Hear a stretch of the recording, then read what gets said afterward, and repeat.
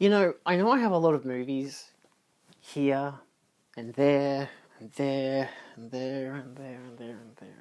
There's a lot of movies, alright? I've got an itchy nose and I got a lot of movies. Two things that are always present: itchiness and movies. However, sometimes there are movies that you just can't get, physically, not physically, digitally, sometimes digitally, pirated, I don't fucking know. But there's a lot of different movies that exist, clearly, and some that are impossible to ever watch again because, they just don't exist anymore, and that's tragedy. Genuinely. I actually follow someone on Letterboxd who has seen a film by Akira Kurosawa that hardly anyone else has seen because he saw it when it first came out, like 50 years ago, and he logged a review for that, and everyone else who's logged a review has basically said, I can't watch this film, but I have to be a completionist because Letterboxd. Liar. Anyway, so good for you. But I want to talk about films that I thought I would never see a physical version of. I would never see in the flesh. And lo and behold, here we are. We are able to watch movies and happen to enjoy them. I'm going to use image references because I couldn't be fucked getting out most of these movies because I don't know where they are. We're going to start with The Master. Now, this was a film, or a Paul Thomas Anderson film, I feel like it was 2007, but I feel like it was also 2013. I can't remember. Either way, this is a film that I saw at the Astor in probably 2018. I'm pretty sure it was the film I saw in 2018, in like 70mm. And I went there while it was like the week just before New Year's, but it was just after Christmas, and I was staying at a mate's place because where I worked and where I lived were two very, very, very, very different areas. By about 60 kilometers. So I ended up having to stay at my mate's place for like a whole week so I could go to work. And the Astor was screening The Master in 70mm. I'm pretty sure it was this film, because I know that there was a film like this where I just had been wanting to watch it for a while. I didn't have a physical copy of it. To my knowledge at the time, didn't know that there actually had been a previous Blu-ray release, and also I think it was well out of print by that stage anyway. So I was like, hey, I gotta watch this film at the Astor because there's no physical version of it for me to get. So I went and I saw it, and it was great. And I actually, about a year or two later, was going to get a Steelbook premium release for it, and decided it was like Kimchi DVD or something. I decided against it in the end, maybe a Manta Lab, but still, an Asian brand. No, nevertheless, I avoided it in the end because I found out that someone just had it for $20 on eBay on Blu-ray, just a standard regular Blu-ray. So I bought that. In retrospect, yeah, if I had done like a bit more research, this is before I was really privy to doing a lot of online like browsing for stuff. A lot of it was, I can't find this in store, that means it doesn't exist. Limited perspective. My perspective nowadays, much broader. But at the time, it wasn't. Very small. And I was like, shit, I can't get this film, so I'm going to have to just watch it at the Astor in 70mm. And that's going to be a running theme. Because the next film, the exact same thing happened. The Abyss. Yeah, that one, the James Cameron film. But the special edition, the very long cut, the much better cut, saw that at the Astor also in 70mm, which is probably the only time I'm ever going to watch it, and it's going to look good. I have since bought the 4K, but it was like $30 from Dead End DVD. It was either that or True Lies, and I wasn't going to get that 4K version of True Lies, because that remaster is atrocious. I know The Abyss isn't perfect, but I figured I'll get it anyway, because I do like that film. I like True Lies as well, but sometimes you just don't want AI upscale bullshit. Nevertheless, I watched that at the Astor with my dad, because again, they had a special 70mm print, special edition cut. I'm like, holy shit, this is one of the few James Cameron films outside of Piranha 2 that I haven't seen. So I was like, let's go see this movie. And he hadn't seen it since the theatrical cut, so he'd never seen the special edition. So then we watched the special edition. I'm like, man, that was pretty good. And he's like, that's a lot better than the theatrical cut. So that's good. That was just fun. Then you get... See, I said here that there was a film that I saw at the Astor when I stayed at my friend's place. I'm pretty sure that was The Master. I could be wrong because this is pre-Letterboxd. I got Letterboxd 2019 and this was 2018. So I can't remember specifically.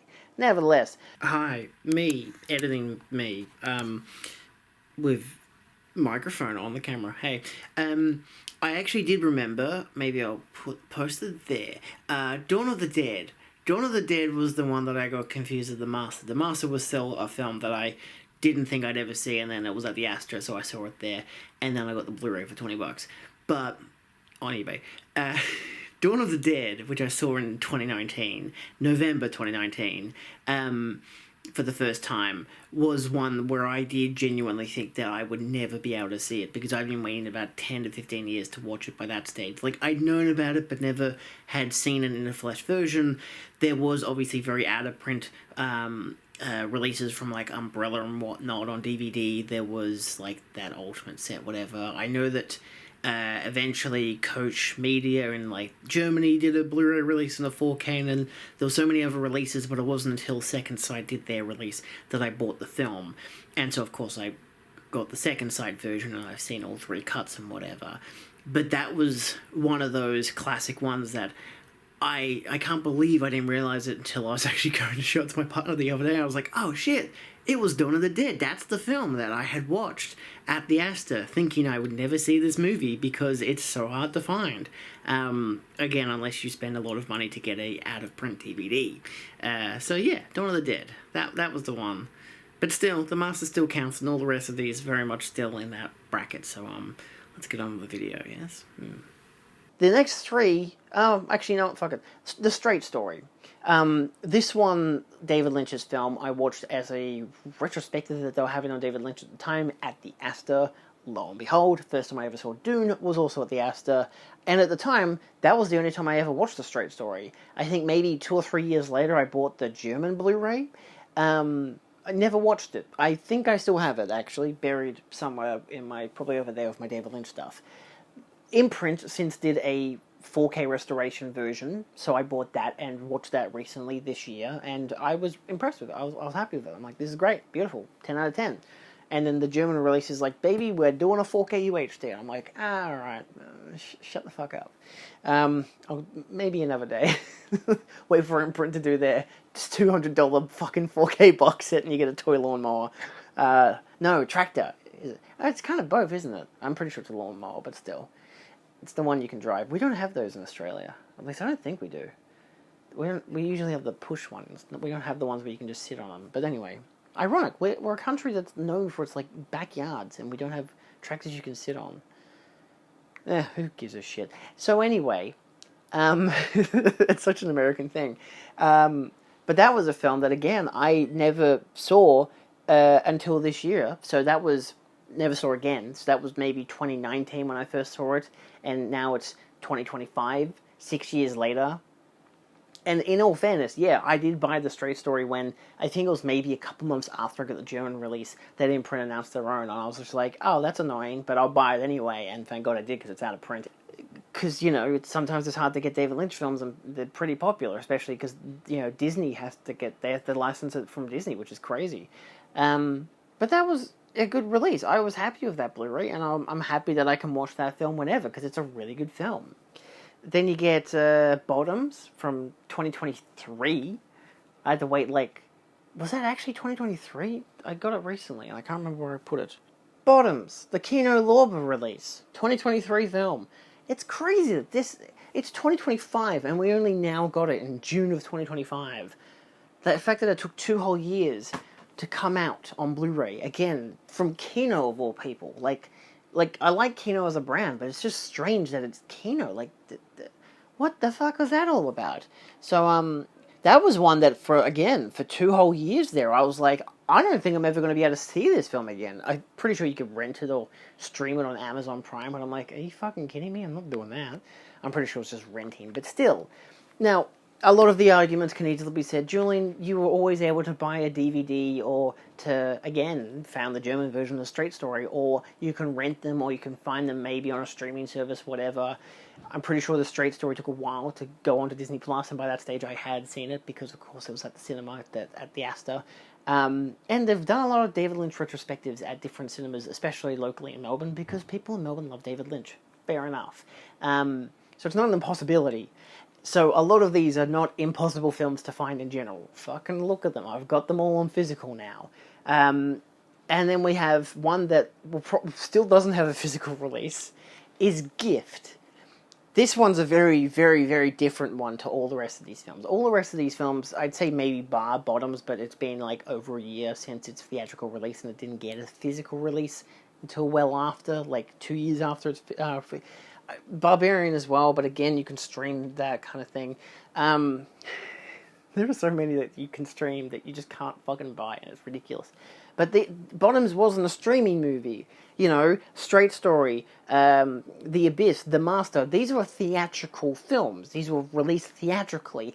All of them, to some degree, have had a DVD release in the past, most of which were either out of print or were just really difficult to find commonly, or maybe you had to just buy a cheap piece of crap version on eBay, and I didn't want to do that, you know?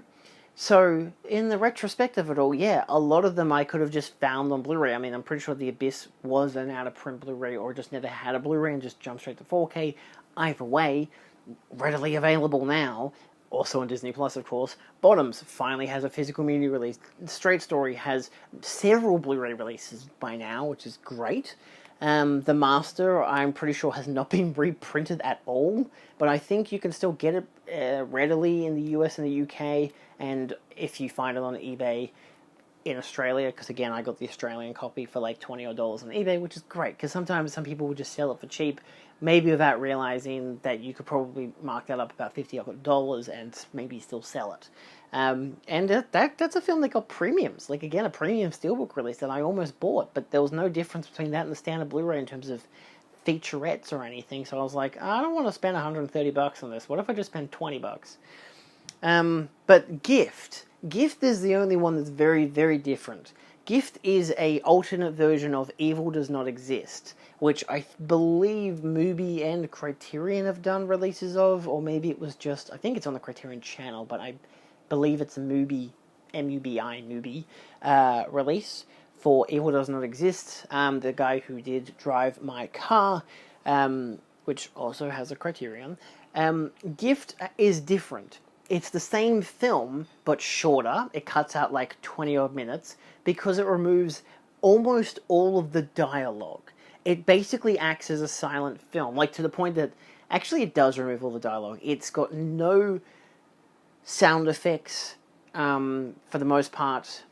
I'm pretty sure I can't remember if it had sound effects. I'm pretty sure it didn't. Basically, it was a recut of the film by the person who did the score. She did an alternate score for the movie, and they just re-edited the film to cut out all of the dialogue, and whatever dialogue is on the screen is posed like a silent film, and it's just all scored. And I saw this at recently, like about a month or two ago. Yeah, so it's a 2023 film, 74 minutes long. Ryusuke Hamaguchi. I saw it with 3 of my friends. 2 of whom were in the front row. Me and my mate were in like several rows back, and I only got to see it because our friend Ben, actually I could have still seen it anyway because the place didn't sell out. Our mate Ben was stuck in like Vietnam or some shit an extra day, which is crazy. So I bought his ticket off of him. But it was called Gift Aiko Ishibashi X Ryusuke Hamaguchi. How many times am I going to have to say these before I understand how to fucking say these names? Either way, it was in the cinema. It was at the Melbourne Recital Centre back in April of 2025. Again, it was basically, you got to go to a recital cinema, and I expected there to be a full score. You know how they do that thing now where you can watch a movie and you have the score playing because they actually have an orchestra there. It wasn't like that. I expected that. I think most of us expected that, but instead it was just Aiko there. It was great. She signed people's autographs after it, which was nice. I didn't get one because they ran out of DVDs of Evil Does Not Exist, so they had DVD copies of it there. I'm like, fucking, if you had told me that she was going to be there, because I didn't read the website properly, it was very last minute notice kind of deal. If I had fucking known she was going to be there, I would have brought my copy of Drive My Car, because she did the score for that as well. So I could have just gone her to sign that, but I didn't because it was done. It was too late. I could have bought a CD, but I didn't. Annoying. Nevertheless, I haven't seen Evil Does Not Exist. I probably should have, but at the same time, it's the exact same film. It just removes the dialogue adds a little less ambiguity, or maybe just has a slightly changed ending, and it's just fully a different score. Very emotionally immersive. Not great when you have people around you who are talking, and that was annoying. But that's an experience that's just there as an experience. I don't think they're going to do a physical media release of that film. You can log it on Letterboxd because it is an actual film, but it was just the composer there, like, clicking play on the movie, which already had a lot of the score pre-woven into it, and she just had one of her own instruments there that she played along with it, which was really interesting. Not my preferred method for a in live cinema orchestra thing. I would have preferred a whole actual like orchestra there. That would have been cooler, I think, instead of just most of it coming out of the speakers from clicking play. But it is what it is. But that's one that's, I don't know if I'll ever get a physical media release of that. I know that came out again apparently 2 years ago, and it's basically she just goes around performing that film, which is crazy. Just because she did the score for the original version, was like, hey, what if I did a different score and re-edit the film? And they just did that. So that's one that's really difficult to get your hands on for that exact reason, because it just doesn't exist as a physical media release currently. It's a purely theatrical thing, which is really interesting. It's something that Megalopolis theoretically should have been. But I still have a physical media release because I bought the Blu-ray. So the end all be all here is that there is some kind of hopeful avenue that I can still watch these films, and even if it's at the Astor because they do a bunch of retrospectives, or at a local cinema like the Lido or the Nova, anything Palace Cinemas, there will always be those opportunities to watch a film that just doesn't have a physical media release or a streaming availability to it, or if it does have a physical release, is out of print.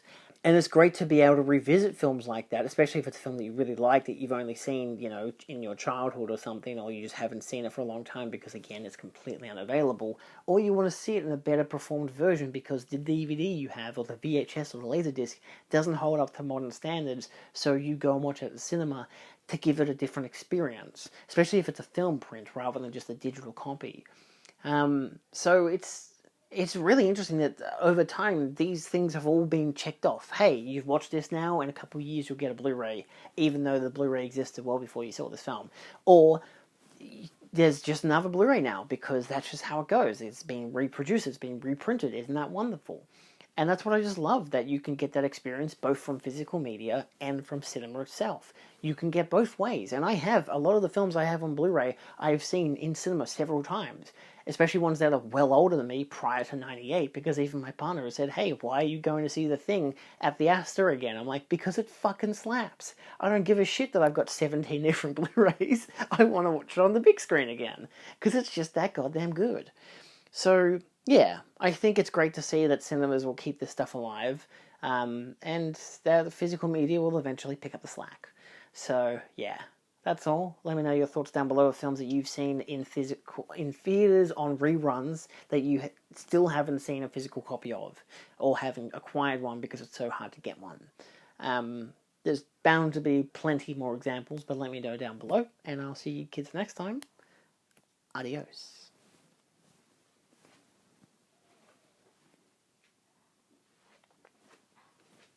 I know Dogma was one of them, but that exists now in 4K, technically.